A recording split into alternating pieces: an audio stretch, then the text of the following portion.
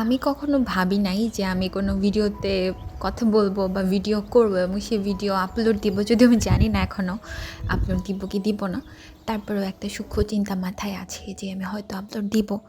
আমি আসলে একটা কথা ভাবতেছিলাম যে বাংলাদেশের রমনায় বা যেকোনো পার্কে সকালবেলা বা বিকালবেলা গেলে একটু সুন্দর নেচার পাওয়া যায়।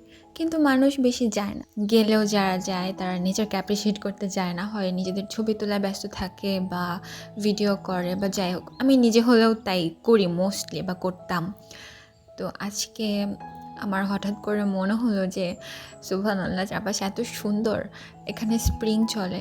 তো মানে ফুলগুলো সুন্দর, পাতাগুলো সুন্দর, এত সানলাইট মানে দেখে আকাশটা এত নীল। আমার মনে হচ্ছিল যে ওকে একটা ভিডিও করে রাখি, যদি ভালো হয় তাহলে হয়তো আপলোড দিব। আমি জানি না ভিডিওতে সব কিছু বোঝা যাবে বা যাবে কি না, কিন্তু আমার মনে হয় যে নিজেকে অ্যাপ্রিসিয়েট করা উচিত।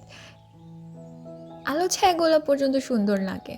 মানে রাস্তায় চলতে চলতে ফোন না চেপে হয়তো সকালে বা বিকালে আমরা হাঁটতে যেতে পারি পারি মানে তখন যদি আমরা এটা দেখি তাহলে হয়তো আমরা এটা ভালো রাখার জন্য আরও চেষ্টা করবো। এখানে সেখানে ময়লা হয়তো ফেলবো না।